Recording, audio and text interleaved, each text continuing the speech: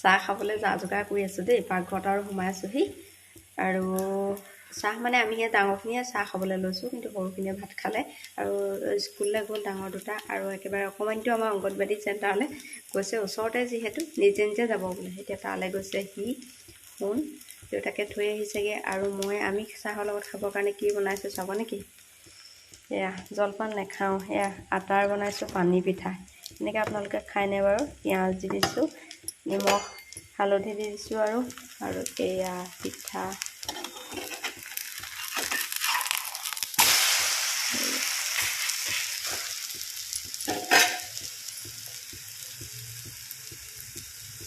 এনেকৈ বনাই কৰি খায়নে বাৰু? আমাৰ মাজে মাজে খোৱা হয়। এনেকৈ বনাই লওঁ আৰু তাৰপিছত চাহৰ লগত খাম। তাৰপাছত চাহ তাহ খাই কৰি হৈ গ'ল দেই। খোৱাৰ পাছতে আমাৰ শুনো গ'ল স্কুললৈ। শুনক স্কুললৈ থৈ আহিবলৈ গ'ল, মানে এখেত থৈ আহিলেগৈ। তাৰপিছত উভতি আহিলেই নহয়, অকণমান থাকিয়েই আমনি লাগিলে। যিহেতু মই লগত যোৱা নাই, কিন্তু তথাপিতো মানে অকণমান যে সি নিজে নিজে গৈ আছেগৈ, সেইটো কাৰণে তাত ছাগলী পোৱালিটো যে সোমাই যায়। ছাগলী পোৱালিটোৰ লগত যে কি যে ধেমালি, ইফালে সিফালে গৈছে দেখিছেনে? এইফালে মানে ছাগলী পোৱালি দেখিছে না, খেদি খেদি ঘূৰি ফুৰিছে। তেনেকৈয়ে মানে তাৰ সময়টো। তাৰপিছত ভিতৰলৈ আহিব, আকৌ এই খেলা বস্তুবোৰ যে পেলাই থৈছে সেইবোৰৰ লগত খুব খেলিব। সি তেনেকৈয়ে মানে দিনটো পাৰ কৰে আৰু দেই। আমাৰ স্কুললৈ যোৱা ল'ৰা আহি পালেহি। আহি ছাগলী খেদাত লাগিলে, আৰু এয়া খেলা বস্তু দেখিছে কেনেকৈ ক'ত মেলি থৈছে। অ'নো স্কুলত আৰু সময় নাথাকিলে কেলে? হা? কেলে? কি হ'ল স্কুলত? আমনি উঠিছে? হা? আইঐ দেখি। আজি মই আপোনালোকক ক'বলৈ গৈছোঁ স্থিতিৰ বিষয়ে। কালি মানে আমাৰ এখেতে এইফালে কাম কৰি আছিলে, তেতিয়া মই মানে সেইডোখৰলৈকে গৈছিলোঁ। তেতিয়া এখেতে মোক সুধিছে, কোৱাচোন বোলে উত্তৰ এটা দিবা দেই বোলে। মই বোলো কি উত্তৰ দিব লাগে? তেতিয়া কৈছে যে টকা ধাৰে দিয়াজনৰ স্থিতি কি আৰু টকা ধাৰে লোৱাজনৰ স্থিতি কি? তেতিয়া মই বোলো আপুনি কওকচোন বাৰু কিহৰ স্থিতিৰ কথা কৈছে? তেতিয়া তেখেতে মোক কৈছে যে টকা ধাৰে যিজনে দিব সেইজনৰ স্থিতি সদায় একে থাকে, কিন্তু টকা যিজনে ধাৰে ল'ব সেইজনৰ স্থিতি বেলেগ হৈ যায়। তাৰমানে ঠাই পৰিৱৰ্তন হয়।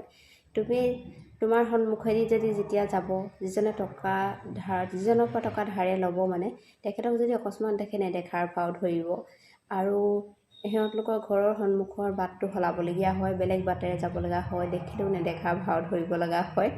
মানে আন নালাগে ঘৰৰ পৰিয়াললৈকে ঘৰৰ সদায় চিনাকি হৈ থাকিলেও অচিনাকিৰ দৰে হ'ব লগা হয়।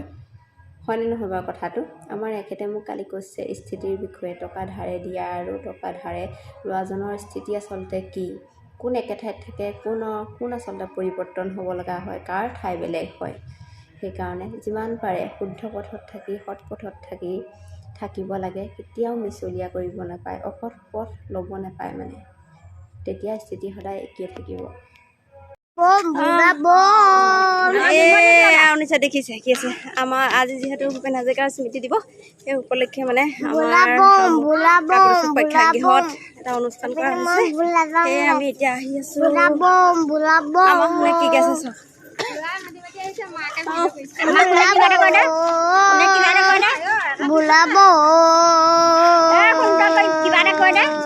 মোবাইলত কি ময়ো খাম এটা ৰ'ব দেই। তাৰপিছত আমি পাই গ'লোহি। এতিয়া চাওক, সুন্দৰ অনুষ্ঠান হৈ আছে। কণ ছোৱালী দুজনীয়ে কিমান ধুনীয়াকৈ নাচি আছে দেখিছেনে গানত। কিন্তু কপিৰাইট লাগে বুলি গানটো নাই দিয়া, আৰু মানে যিহেতু গানটো বজাই দিয়া হৈছিলে। ভূপেন হাজৰিকা দেৱৰ স্মৃতি দিৱসত এক সুন্দৰ অনুষ্ঠান আচলতে আয়োজন কৰে অনুসূচিত জাতি ছাত্ৰ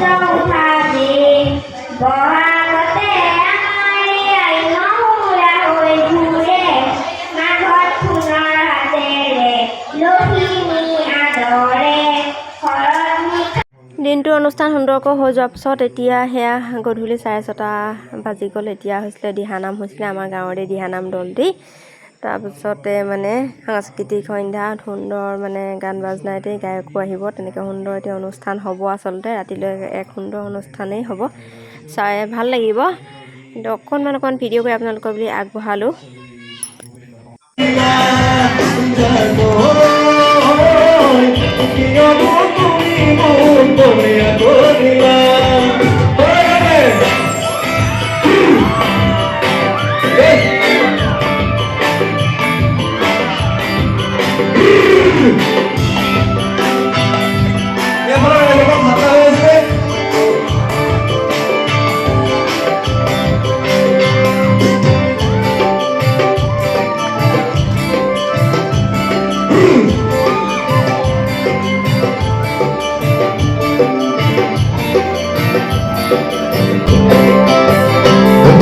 জননী ওয়াহেদি গরি তোকে দেখি ওখানে কবি তোমার জননী ওয়াহেদি গরি তোকে দেখি ওখানে কবি ওই সাথী দেহালো সাথী তুতি ওই সাথী দেহালো সাথী তুতি জানো